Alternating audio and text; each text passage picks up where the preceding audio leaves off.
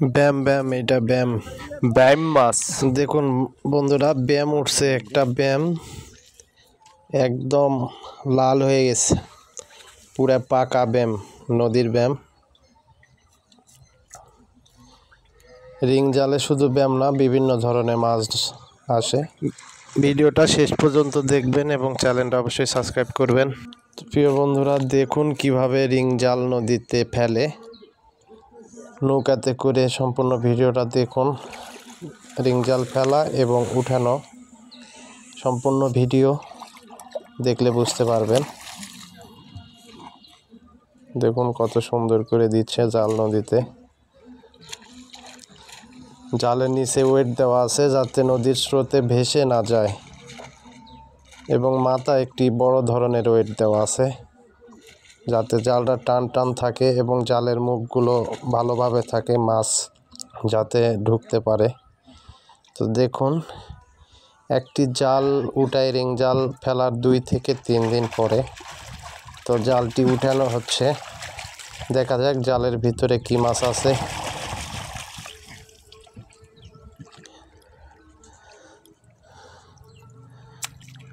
নদী এখন তো শীতের সময়, নদীতে স্রোত নেই, মনে হচ্ছে মাছ পড়ছে, মাছ দেখা যাচ্ছে।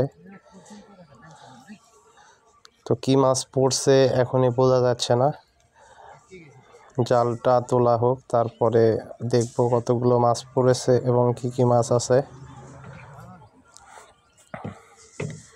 2 থেকে 3 দিন লাগাতার এভাবে জাল ফেলার পরে পানিতে রাখতে হয়। এরপরে 2 থেকে 3 দিন পরে জাল উঠানো হয়। এই সময় চিংড়ি মাছও ভালো মতো পাওয়া যায়, অনেক চিংড়ি হয় এই সময়। এরা এইভাবে জীবিকা নির্বাহ করে মাছ ধরে।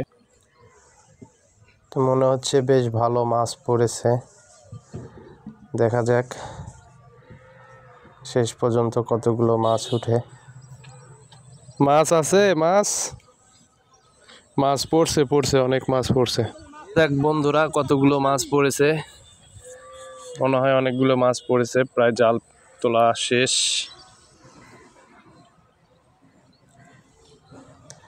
প্রায় জাল তোলা শেষ।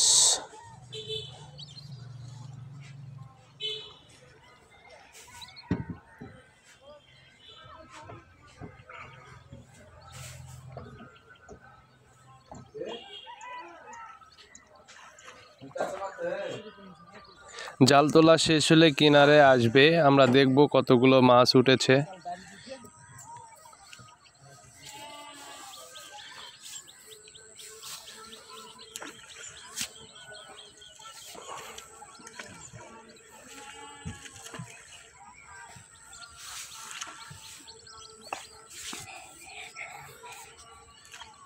জাল তোলা শেষ হয়ে গেছে, একটু সময় লাগে, জালে অনেক ওয়েট দেওয়া থাকে। তো বোঝা যাচ্ছে বেশ বড় মাছও আছে, খুশি বোঝা যাচ্ছে এখান থেকে। মাছ না পড়লে তো খুশি হতো না, অবশ্যই মাছ আছে। তো খরসা মাছও আছে অনেক, 5 মিশালি মাছ।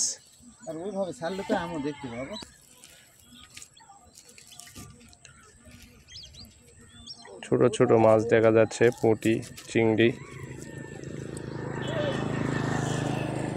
আরো বিভিন্ন জাতের মাছ দেখা যাচ্ছে। ও ব্যাম মাছ দেখা যাচ্ছে একটা, নদীর ব্যাম। ব্যাম মাছের কিন্তু অনেক দাম, আর ব্যামটা লাল হয়ে গেছে পুরা, একদম পাকা ব্যাম যাকে বলে।